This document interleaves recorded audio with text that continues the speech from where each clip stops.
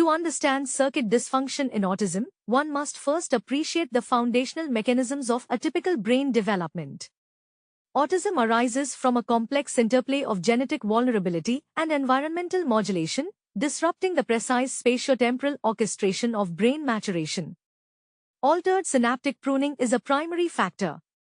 Typical neurodevelopment involves an initial overproduction of synapses followed by activity-dependent pruning.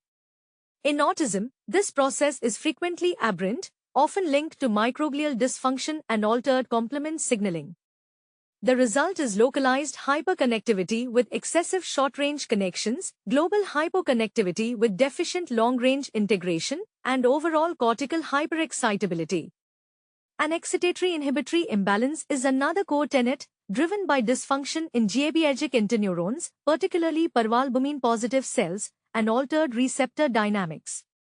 This lowers the threshold for network hyperexcitability, which directly links core sensory and cognitive symptoms to seizure susceptibility. Aberrant cortical connectivity is consistently revealed through imaging, showing atypical synchronization between distant brain regions. Specifically, the default mode and salience networks show altered connectivity, which impairs the brain's ability to switch effectively between internal reflection and external social monitoring. Neuroinflammation also plays a role, with triggers like maternal immune activation and elevated pro-inflammatory cytokines such as interleukin-6 and tumor necrosis factor alpha. Chronic microglial activation disrupts synaptic plasticity and contributes to neurodevelopmental arrest. Genetic and epigenetic influences are highly significant due to the polygenic nature of autism. This includes rare de novo mutations like CHD8, SCN2A, and SHANK3, alongside a common variant burden.